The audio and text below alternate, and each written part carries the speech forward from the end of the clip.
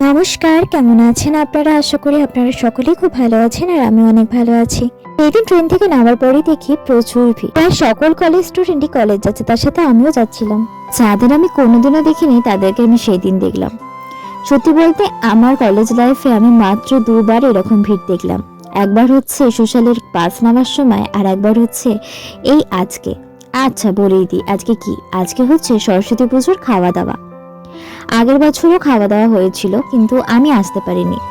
আগের বছর খাওয়া দাওয়াটা খাওয়ানো হয়েছিল জুলাই মাসে, আর আমি তখন পুরীতে ছিলাম, যে কারণে আমার বন্ধুরা সবাই এসেছিল আর ওরা আমাকে ভিডিও কল করে দেখাচ্ছিল আর শোনাচ্ছিল যে কি কি খাইয়েছে, ওরা কত মজা করেছে।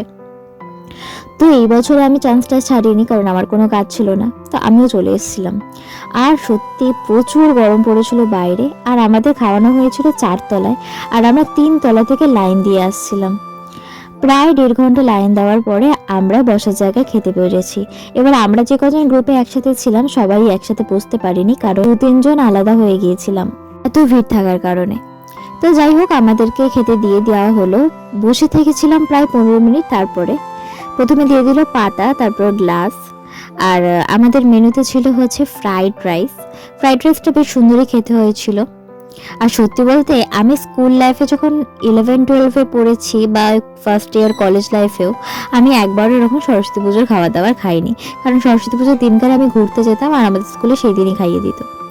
যাই হোক, তারপর দিয়েছিল ধোকার ডালনা, আর দিয়েছিল বেগুনি, তার সাথে ছিল পনির। পনিরটা খুব সুন্দর খেতে লাগছিল, আমার বেশ ভালো লেগেছিলো, সবার থেকে টেস্টি লেগেছিল। আর তারপর দিয়ে গেছিলো কুলের চাটনি, তার সাথে পাঁপড় আর বোঁদে। আমি চাটনি দিয়ে পাঁপড়টা খেয়েছিলাম, বাট বোঁদেটা খাইনি। তো আজকের মতো ভিডিওটি এই পর্যন্তই। পরের ভিডিওতে আবার দেখা হবে। টাটা।